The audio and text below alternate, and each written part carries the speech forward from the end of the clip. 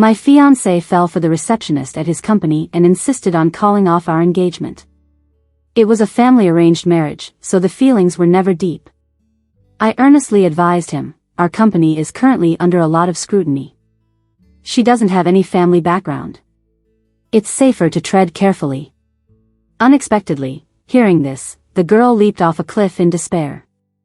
A year later, the first thing that man did as the CEO of the company was to falsely accuse my family of illegal activities. It forced my father to take his own life, drove my mother insane, and led my sister to jump off a building. He ran me over, breaking my legs, and said viciously, "This is what you owe Nina." When I opened my eyes again, I was back on the day he insisted on breaking our engagement.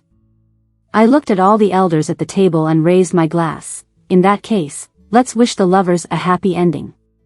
I died on my first wedding anniversary with Simon.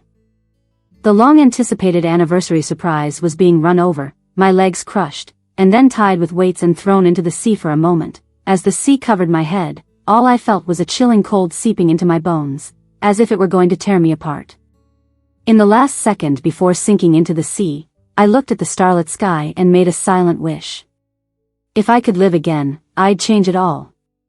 But in a blink, the endless darkness was gone, and the suffocating feeling of drowning disappeared. In its place was a lavish high-end hotel. It seemed I was reborn. Looking at myself in the tea-colored glass wall, wearing a dark red dress, I confirmed the thought.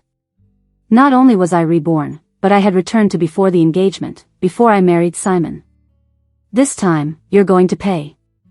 Looking back, I saw a man in tattered clothes standing at the hotel entrance, peering around cautiously. I immediately told the waiter to bring him in quietly. Later, this man would deliver a special gift to Simon and his girl just like last time. Simon was late to the engagement party. His parents made countless calls, scolding and apologizing repeatedly. Eventually, he arrived, late and with his girlfriend, Nina.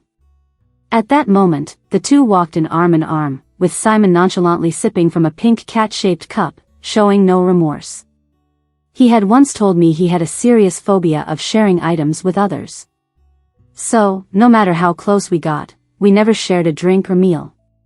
Step by step, he walked in, showing no signs of fatigue from the storm of public opinion surrounding him. His gaze at the girl was as gentle as flowing water. But the girl, like a frightened rabbit, clutched his sleeve, hiding behind him. After surveying the room, she locked eyes on me. Gathering her courage, she suddenly strode toward me and knelt at my feet. "Vivian, please be generous and let Simon and me be together."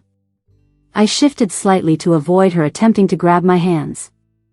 Seeing that, she began to cry loudly, "You have everything, but I have nothing, I just want Simon. I'm begging you." She knelt and cried in front of me, her biting lips and tear-filled eyes exactly like last time. "Let go of me," she yelled when the elders tried to drag her away. Clinging onto my dress, she refused to let go. Last time, to avoid escalation, I relented the moment she knelt.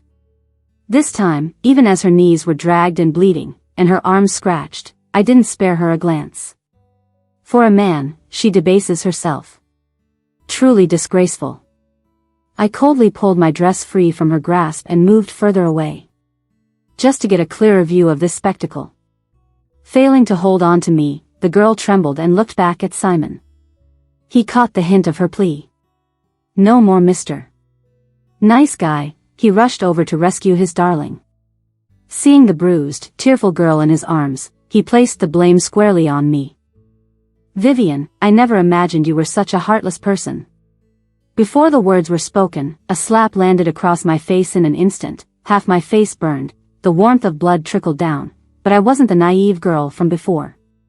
The next second, I slapped both Simon and the girl in one swift motion. Before they could react, I slapped them again. The first time was to counter your hitting me. The second, for cheating lovebirds. As I said this, I delivered a third slap. The third is a warning, don't mess with me again, or I'll make you regret it. Silence engulfed the room, not a single pin could be heard. Simon clutched his face in disbelief, unable to speak. Probably not used to my aggressive and bold demeanor, having always seen me as gentle and agreeable. Soon after, Nina's sobs filled the room. "Forget it, Simon, I'm not worthy of you. We're not meant to be together." But Simon, unwilling to lose her, gave her a kiss on the forehead. "No.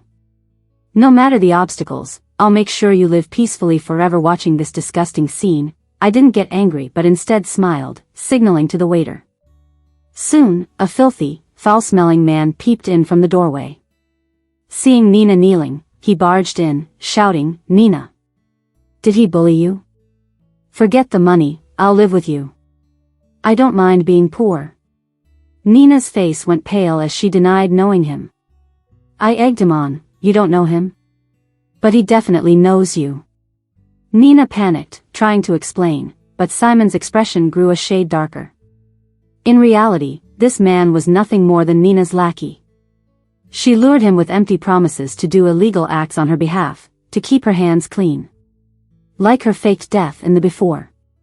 Coming back to the present, I pretended to be helpful, reminding the guy to have evidence like photos or videos before making accusations. Sure enough, he began rummaging through his phone album.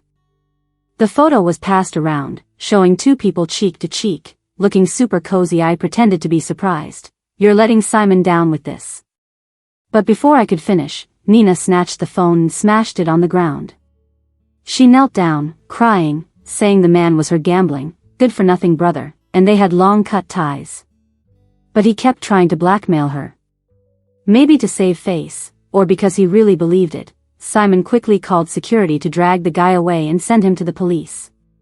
The scene got more awkward, and it suddenly went quiet. I stood up, holding my glass, and raised it to everyone.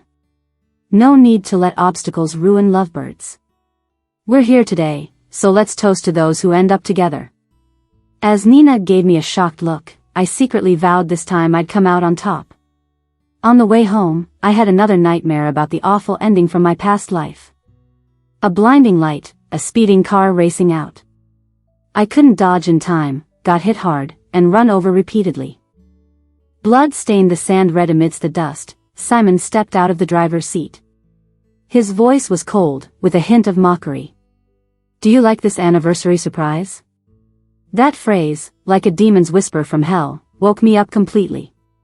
Feeling my sweat-drenched clothes, I realized I needed a reliable ally to make Simon and Nina pay. Thinking about it, I pulled out my phone and found the black avatar on my Instagram contacts. Seeing the man's ignored message, I typed quickly, regretting now, hope it's not too late. He messaged me last night, "Simon ain't reliable. If you regret it, come to me." Soon, across the screen, it showed typing. Quickly I got a reply, "Yes." The next day by the coast, I met the man. Wearing a sharp, dark suit, his expression hidden by sunglasses, but he looked weary from travel. Seeing me in a bikini, he started taking off his suit jacket. Before I could say a word, the jacket was already draped over my shoulder. "Just got off the plane?" I asked, pulling the jacket tighter. The faint smell of tobacco was comforting. He looked me over and at my slightly shaking hands. "What happened to your face?" "Got hit." "And the hands?" "Those are honors from a double hit back." Honestly, the rush from yesterday's emotions felt great, but back home I realized my hands were still numb from the impact. Only when he heard that did he relax and nod, but still didn't speak much. When he stayed quiet, I couldn't help but tease him. Still sparing words like back then, "Huh, uncle?" Just like that, the air around him got tense, his tone a bit aggressive. "We have no blood relation, and we're close in age. Why call me uncle?" "True, Eric. Without Simon, there's no uncle title for him." Yes, Eric was Simon's uncle, but down a pretty distant line. When he was young, his parents worked abroad and left him with Simon's family. Though it was supposed to be a year, they said since the three of us were close in age, they'd raise us together. Eric was 4 years older than us, stood out in looks, and was brilliant. Plenty of girls at school crushed on him. But because my parents arranged a future engagement, I'd never focus on him. I wasn't dumb, though. I could see the fire in Eric's eyes. When I was first falling for someone, I silently had feelings for him, too. Compared to Simon's carefree nature, Eric was steady and seized lots of gold medals in competitions. While Simon was self-indulgent, Eric stayed by my side, looking out for me. How could someone so bright not make your heart skip? Yet the uncle title I shouted after Simon always pulled me back. I noticed his slight pause every time I called him that, but thought it set a clear boundary. Living another life, I wanted to shake my past self's rigid, old-school mind. But now, I didn't need the perfect lover, I needed the best teammate to change the outcome. The tide kept crashing more urgently on shore, urging me to speak up. I laid it out. What if I use you? Eric removed his sunglasses, stepping closer. His sudden move made me step back instinctively, but Eric quickly pulled me into his arms. The embrace, filled with the scent of tobacco, gave this answer: I wouldn't mind. After spilling my heart to Eric, my phone kept buzzing with messages. I peeked and realized the engagement chaos was everywhere. Eric glanced at my phone screen, pulling me further under the shade. With a calm tone, he said, if you can't hide it, change it. Oh. Got any tricks, mister? Eric? He didn't say, but showed me instead. That night, news of Simon and Vivian's broken engagement surfaced, topping entertainment headlines with new buzz. Simon's mistress shut out, and on clicking, it was fresh news that had just happened. With photos to back it up. While Eric and I were meeting, Nina was kneeling at the villa's gate. Beside her were some cheap gift boxes. In the pouring rain, the girl in the video wore a white dress, its hem filthy with muddy rainwater, looking utterly miserable, yet she kept her back straight, still shouting, social status is old-fashioned trash, Simon and I are real love. Wasn't expecting her to be so determined.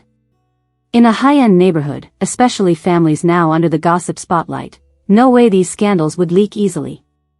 Only a few places in the country could pull off all-around high-def camera work. I knew this trending news was done by Eric. But it was weak. He overestimated Simon's care for family reputation and underestimated Nina's drive to marry into wealth. Someone bold enough to flaunt a mistress before an engagement party, long ago ignored the tabloids. I rolled over to text him. That's it? Is this a kindergarten spat? Instant reply, wait. I don't like it when things I want are out of control. Might as well just tell me, so I can add a little drama to this mess. So, I decided to help Nina marry Simon. Simon's mom had this weird illness when she was young, and every rainy day it hurts like crazy. She even couldn't have kids because of it. So, even though Simon isn't the greatest, his parents pamper him like a treasure. Back in the day, our families were close, and I felt really bad for her. I went all over looking for great doctors for years. Finally, I found some herbs to relieve her pain a bit. I figured once I gave these herbs to her, she'd like me even more, and of course, despise Nina more. But how could I completely mess things up? Eric got my point in no time. It was all about having a kid to gain an edge. Yep, to put it bluntly, it was about fake pregnancy to win favor. In powerful families, fake pregnancies are despised. So the day before I was gonna deliver the herbs, Nina accidentally met the maid taking out the trash. She overheard how badly Simon's mom wanted a grandson. On the day I delivered the herbs, it was raining cats and dogs. Nina, persistent as ever, was kneeling outside. Of course, Simon was right next to her when the man saw me. His eyes were full of hate. You're the reason Nina's in this mess. Why come by if you're gonna bless us? I waved my package, focusing on Nina, who was glaring at me. My tone was gentle and humble.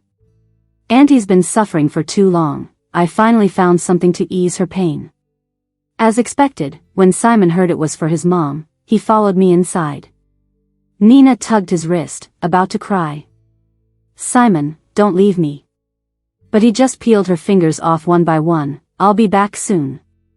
Before I left, I didn't miss the disbelief and anger running through Nina's eyes. I just gave her a more condescending smile. Turns out, the herbs worked like magic. After one bowl, Simon's mom felt much better. That was really awesome and made all those years of searching worth it. Simon's mom was moved by my words, holding my hands and saying Simon just temporarily lost his mind, but would definitely marry me. Simon stood by, silent. Then came a sob from behind. It was Nina, behind the maid, biting her lip, vulnerable like a willow. Who let you in? Get out. Simon's mom snapped, grabbed the teacup nearby, and tossed it at her. But just as she was about to speak, the girl swayed and dropped to her knees. Days of kneeling left her knees scraped raw, now blood seeped through, making it worse. Simon, it's all my fault, every bit of it. But don't blame our child. She brushed her flat belly, leaving them stunned. I'm pregnant, Simon. Really? Simon's mom's tone flipped from disdain to excitement. I got it, the trap worked. Next was their family's feel-good moment. I left right away. But just as I stepped out of the villa, I spotted a familiar black car. The door popped open, and someone stepped out as I stopped. Eric stood there watching me, wearing a rare look of frustration on his usual cool face. When I got closer, he hugged me tight. It's been so long, Vivian. I was scared you'd regret it. The way he was being all sweet made my heart skip. I leaned on tiptoe, nuzzling his neck. With you, no regrets. Once I said it, I could just feel his heart pounding. With the first round done, I was sure Eric was the perfect partner. And it sure was. Not long after, Eric's folks used big data to find a totally different side of Nina. Eric stopped me from opening the file. Remember how they met? It hit me, all the gossip about Simon and Nina's first meeting. The girl worked as a receptionist at his office, had a rough background. Rumor was she violated company policy, sheltering a stray dog at work, got reported, and protested loudly about how inhumane the company was. It drove Simon wild about her, him praising her for her bold, sunny nature. They soon became a couple. Eric interrupted my thoughts. She runs an animal abuse group. Abuse? I grabbed the file, the data, and gruesome pictures, enough to make my skin crawl. She even streamed it, making money off it. Eric took the file, not letting me see more. Vivian, let's start the second round. His words clicked instantly. No way Nina was getting out of this with the evidence I had. That afternoon, I set up a charity event through a client, making sure Simon's family got an invite. These events are prime for boosting image, usually attended by high-ups. Nina and Simon's love story was painted like fiction turned reality back then. With her nearly in the position of Simon's mom, plus that backstory, she was bound to show up. Sure as the sun rises, she showed up on Simon's arm the day of the live event. The event featured feeding pets, simple interactions, and photo ops. Everything was routine until the one-on-one pet handshakes part. The guests before Nina had videos played due to poor interaction. She assumed it'd be the same for her. Because during the live broadcast, she showed her devilish side completely. Nina went into the interaction room, which I specifically requested the organizers to set up as a 360-degree room with no blind spots. Not only that, but we also added 20 hidden cameras to catch every little movement and subtle expression clearly in the room. Nina's interactive pet was a small teddy dog whose tail and ears had been deliberately cut off. Even though the little dog had been hurt by humans, it still showed an angelic smile. But it didn't understand it was facing a demon. Nina observed the dog briefly, noticing no apparent aggressive behavior, and began quietly searching for blind spots in the room. She then tricked the dog into a blind spot with treats, grabbing its neck and repeatedly hitting it. Soon, the main screen only echoed the dull sounds of impact and the dog's miserable cries. I watched the scrolling comments in the live chat. What is she doing? Is she abusing the pet? Hurry up and save the dog. This is unbearable hearing it scream. Didn't she date Simon because she loves pets? She'll do anything to marry into a wealthy family. At that moment, everyone in the hall was shocked by the scene. Many of the guests were genuine pet lovers and rushed in to rescue the dog beside me. I noticed Simon's gentle eyes slowly turning into extreme anger. Clearly, even he couldn't ignore the problem anymore. Through the crowd, Simon's troubled and complex gaze fell on me. When Nina was dragged out, she was still whining and trying to shift the blame, yelling for Simon. Simon, you know me best. Didn't we bond over stray dogs? Seeing Simon not defending her and with the scene still showing on the screen, Nina seemed to realize something. The dog suddenly jumped at me, you know I'm pregnant. She emphasized pregnant heavily, claiming she acted out of instinct to protect her child. That reason seemed plausible, and Simon finally showed a hint of understanding. Given that, let's drop it. Drop it? Wouldn't that waste the 20 hidden cameras and a pile of evidence I gathered? Wait a moment. I stood up from the audience, signaling the backstage to switch the view. As a special guest of the event hosted by me, I requested additional hidden cameras in the room. Upon hearing my words, Nina clenched her fists, her expression full of murderous intent. Why don't we see if Miss Nina is telling the truth? If so, she shouldn't lack compensation. As soon as I finished my sentence, the clear video from the blind spot started playing. The video showed Nina with a malicious glint in her eyes, like a Satan. Once the dog approached, she began her brutal abuse. Everyone watched with heavy hearts, and some parents covered their kids' eyes and ears. The live chat exploded with anger and condemnation. I hit pause. Now, Miss Nina, anything else to say?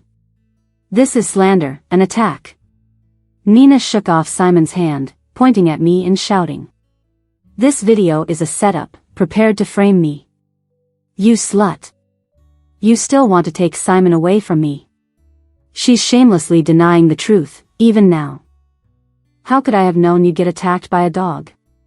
Miss Nina, perhaps think before crafting lies. More voices of doubt arose on sight. She's too skilled for this to be her first time. Maybe she's a psycho. Her lies just flow naturally. It's not me. It's not me. Nina seemed to lose her mind, screaming and trying to attack me. Luckily, Eric stepped in, shielding me and leading me away from the crowd's center. While Nina was still hysterical, police officers stormed in and took away the foul-mouthed woman. Amidst the crowd, I saw Simon staring at me, eyes bloodshot. After a while, he approached, still focused on Eric's arm around me. Eric, you too. Eric nonchalantly replied, as you can see, we're dating. With that, Eric leaned in for a kiss, deepening it. Simon took 2 incredulous steps back, but he didn't have much time to process it. Simon's mother hurried onto the scene. She was stumbling, her voice trembling. Simon, I saw online that someone said Nina was abusing animals. They have already become so close in a few days. Simon stayed silent. Speak up. She screamed at him. I tell you, be aware, Nina's pregnant, so what if she roughed up an animal a bit? It's no big deal. Don't hurt my future grandchild, she almost yelled. But she lied to me, Mom. Simon's eyes were empty, like he'd lost his spirit. Such selfish, morally bankrupt bickering, I had no interest in listening further. Shortly after leaving the banquet hall with Eric, I saw the police release an official notice. Nina was proven guilty of animal abuse, and more importantly, a reporter who infiltrated the animal abuse group identified her as the ringleader, facing more severe charges and legal arrest. I saw a wave of comments scolding her and concerns about her pregnancy leading to lighter punishment. The police had to issue an additional statement. A medical check confirmed Miss Nina is not pregnant, and she will be dealt with according to law. With my second move complete, I grinned with triumph. Eric hugged me and bumped fists. Miss Vivian, here's to our success. Seems like Simon took it pretty hard, causing quite a stir upon returning. Simon's mom bombarded me with apology messages. Vivian, I'm sorry Simon and I trusted the wrong person before. Please don't be mad. Messages kept flooding in, as if they're desperate for me to reconcile. Just trusted the wrong person? Now they're wiping their hands clean. In a past lifetime, I asked Simon why he fell for Nina. He answered, a gambling dad, a sick mom, a brother in school, and her shattered self. Basically describing how her background triggered his savior complex, fueling his sense of accomplishment. He said it was a joyous feeling he couldn't get with me. I summed it up as, shameless. After glancing at a couple of messages, I casually turned my phone off and cuddled up with Eric.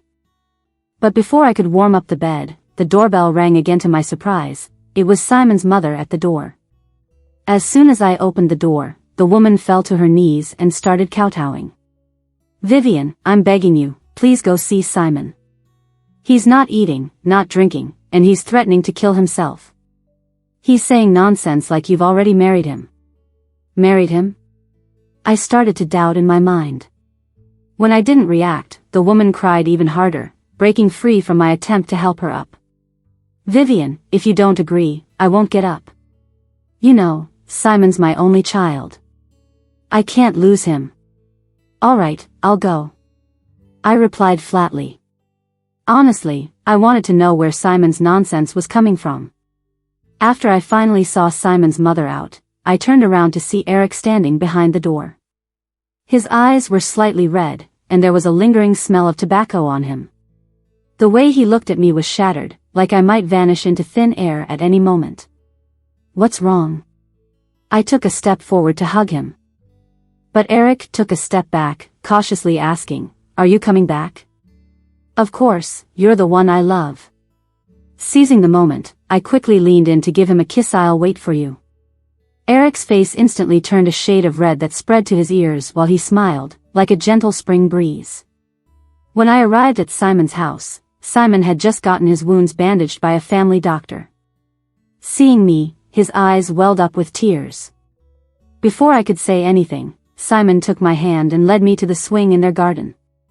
"Remember? When we were kids, you loved swinging here." Simon grasped the swing rope, lost in memories. "I promised back then I'd swing with you for a lifetime." After speaking, his eyes scanned my face, filled with hope. "Vivian, I was foolish back then. I just want to be with you." I rolled my eyes and steadied the swing. "No need. I can swing myself." But even though Simon heard, he nodded, laughing and crying at the same time. I thought he hadn't gained enlightenment.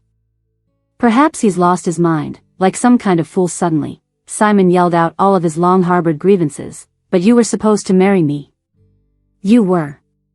The engagement party is over." I was really growing impatient with him.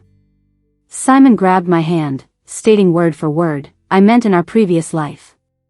With just one sentence, everything seemed to click in my mind. Simon had memories of our past life too now. Looking into his eyes, there were layers of shrewdness that come from years in the business world. "In our last life, you cheerfully married me. There weren't all these ridiculous stories. I know I hurt you, but it wasn't intentional. I trusted the wrong person. I've seen her true colors in this lifetime and won't ever harm you again." It was all Nina. She came to me with an agenda, and I was fooled by her. I thought she was truly driven to death, that's why. "Enough, I don't want to hear it." I forced a smile. "Even if she had bad motives, you allowed her into your life. If you knew who you were and kept your boundaries clear, none of that would have happened. You wouldn't have lost sight in hearing over a few words and threatened to kill my family. You did all that, and now you're trying to pin the blame elsewhere?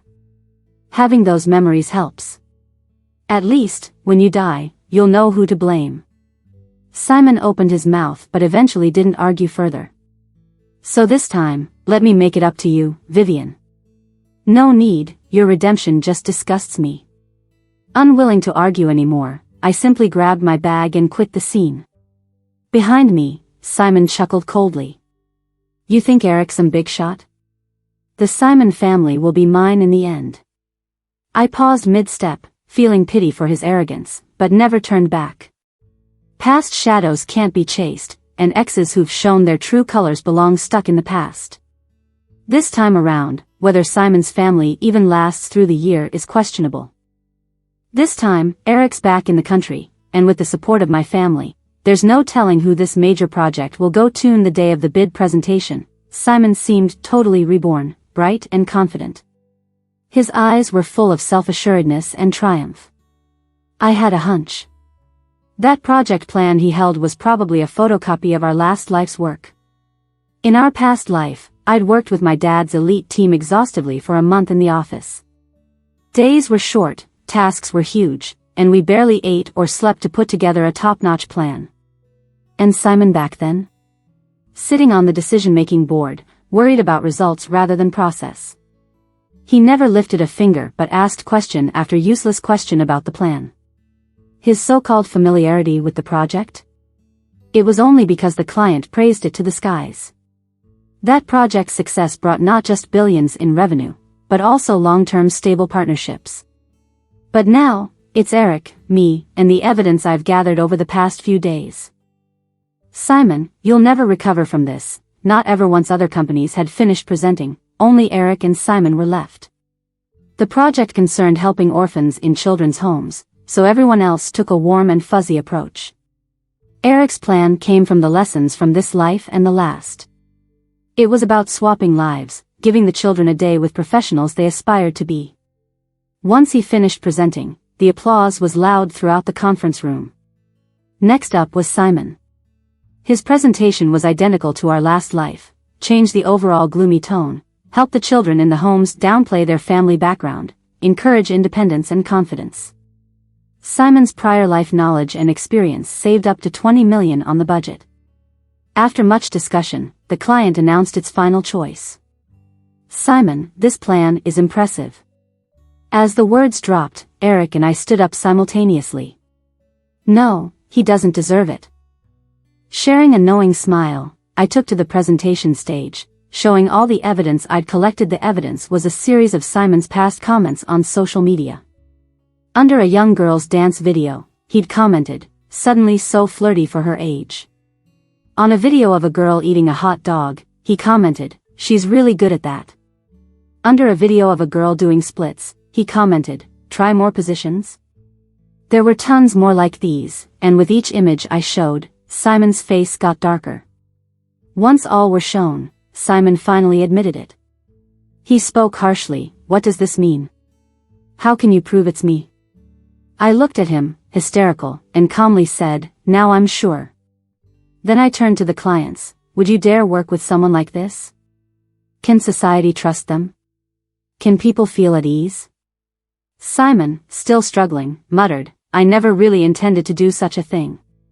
Eric responded on my behalf, "Just having the thought is disgusting enough." Before long, the clients changed their minds, and Eric and I successfully secured the deal. As Simon was dragged away, looking dejected, he kept his eyes fixed on me. Eric asked where I got my evidence. I tapped my phone screen. The internet isn't a lawless place, you know. Game over. Simon had no chance to recover, and his family was also nearing its end. Online, I saw Simon's former fan post about his current state. Simon, prideful and cold no longer, sat disheveled on the roadside. The girl who posted said he seemed mentally unstable. He kept mumbling about being a future business star, achieving success, with his first love by his side. I sighed, and scrolled past the post. But to my surprise, the next day, Simon was waiting for me outside the office. After work, with people coming and going, it was chaotic. I didn't notice him until he cornered me. As the knife was about to plunge into my chest, Eric kicked him away and shielded me. In a flash, security surrounded him, and he was escorted to the authorities. As he was taken away, Simon's eyes were still glued to me. He muttered something that didn't matter to me anymore. On the way home, Eric took my hand. The collaboration was a success, he said, his voice tinged with sadness. But you almost got hurt. I shrugged off his hand and jumped on his back. The collaboration went so smoothly. Why not work together for life? Eric paused for a second and then immediately agreed. It's a deal. Standing by the windy seaside, I noticed his ears blush deep red. Looking at the shore where I met my end in a previous life, I couldn't help but smile and tease him. Eric, if you're not good to me, I'll throw you into the sea. At your command, my lady, he said, quickening his pace. I could almost hear the sea breeze cheering in my ear. Vivian, congrats, you're free.